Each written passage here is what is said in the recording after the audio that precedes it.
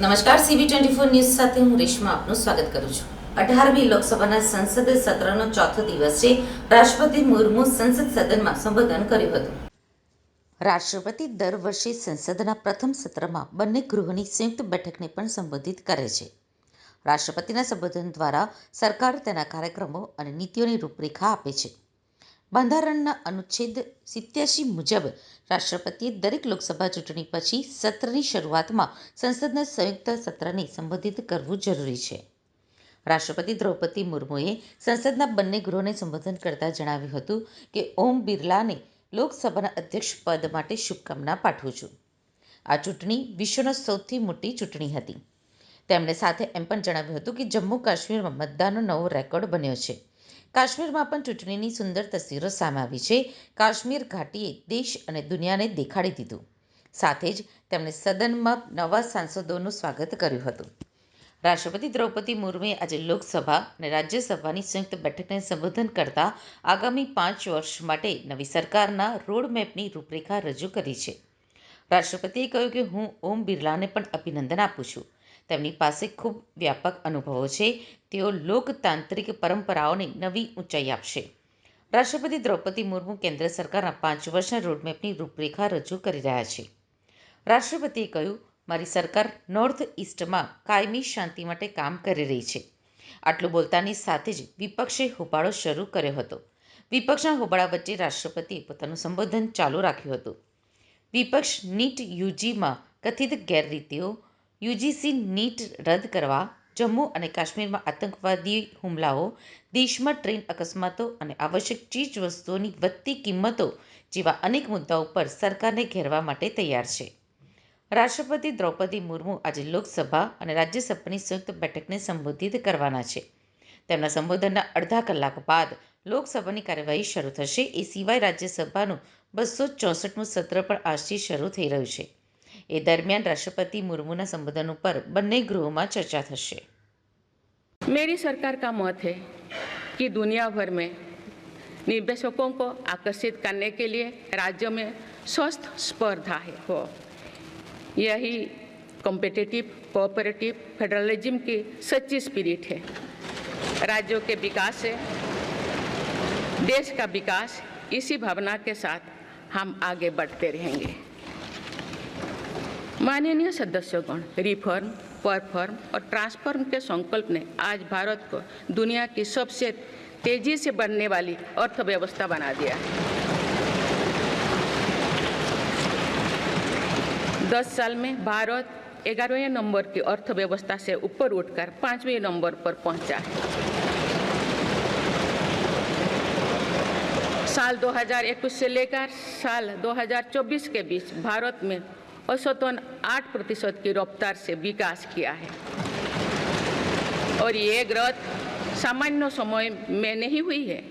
बीती वर्षों में हमने 100 साल की सबसे बड़ी आपात देखी। वैश्विक महामारी के कालखंड और विश्व के अलग अलग कोने में चल रही संघर्षों के बावजूद भारत ने ये विकास दर हासिल की है। ये बीते 10 साल के रिफॉर्म्स और राष्ट्रहित में के लिए किए गए फैसला के कारण संभव है।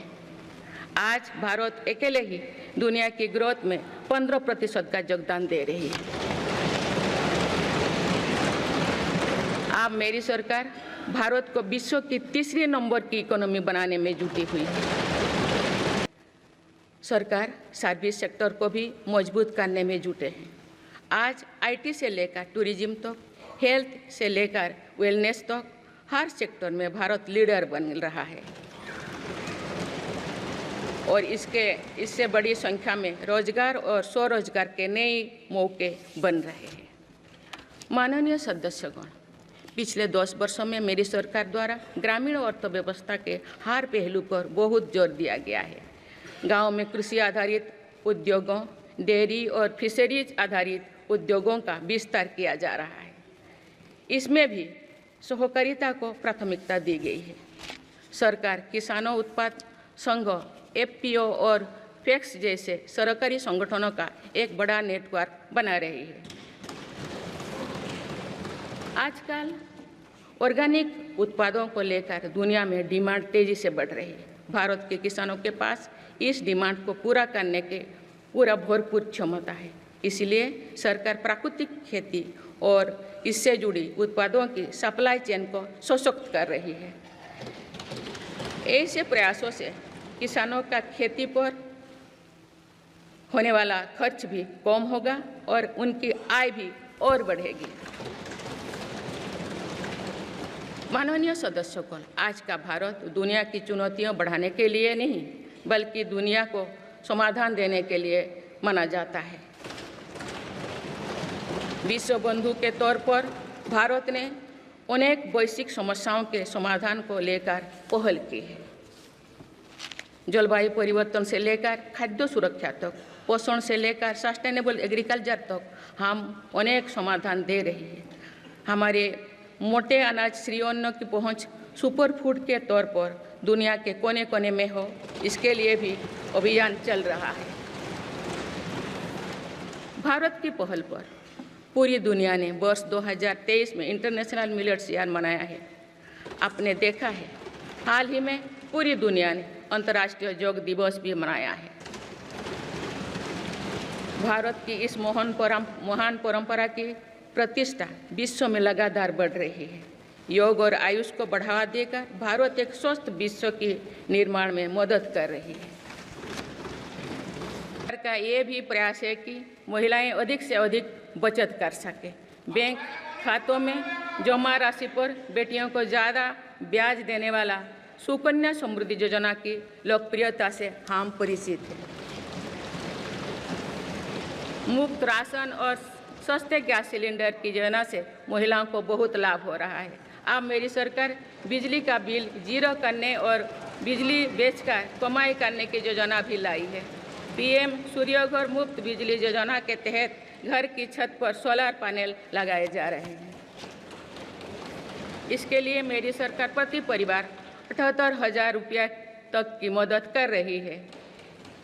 इतने कम समय में 1 करोड़ से ज़्यादा परिवार इन योजना में रजिस्टर कर चुके हैं।